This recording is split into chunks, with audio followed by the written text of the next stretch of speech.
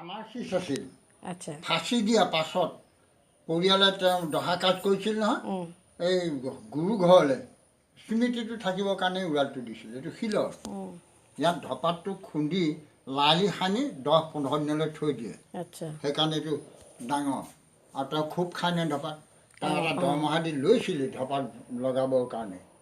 ইফালে গৱেষণা কৰি থাকে চিন্তা কৰি থাকে লেখালেখি কৰি থাকে ইফালে ট্ৰক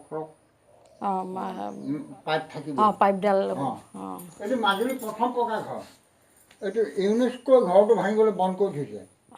জানে আমি ঘৰটো বেয়া হোৱা বাবে আজি 50 বছৰমান হ'ল টিং দিছিলোঁ টিংটোও ডেমেজ হৈছে জানে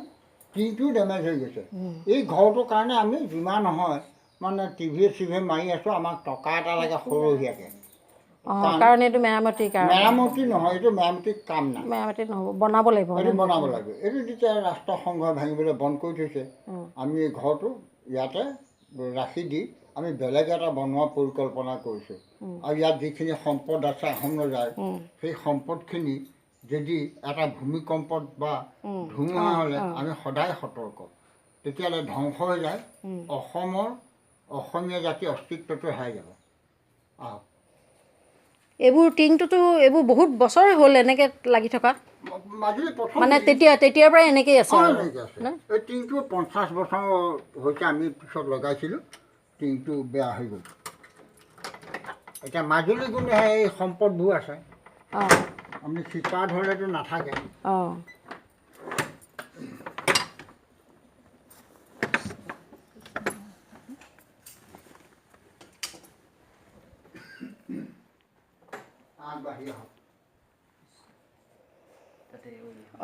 এইটো বস্তু মই দেখিছিলোঁ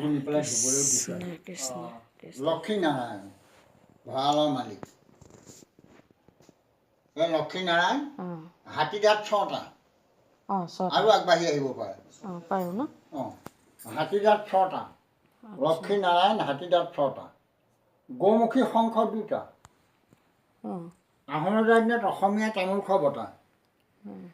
শৰাই দুখন 400 বছৰ ওপৰ অসমীয়া সোণাৰীয়ে ৰূপৰ ফুল কাটি মিনা কৰা ৰূপৰ ফুল তামত ৰূপৰ ফুল মিনা কৰা জিলিকি আছে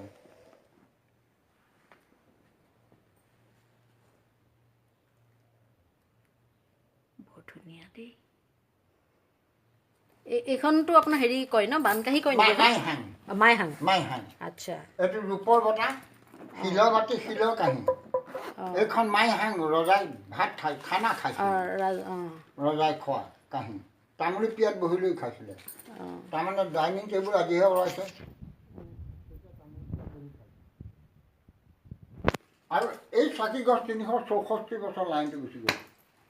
মই টৰ্চটো আনিব নহয়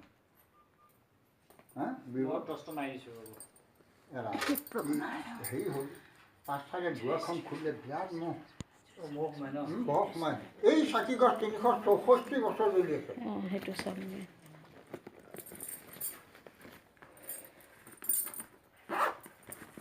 এইটো দিয়াচোন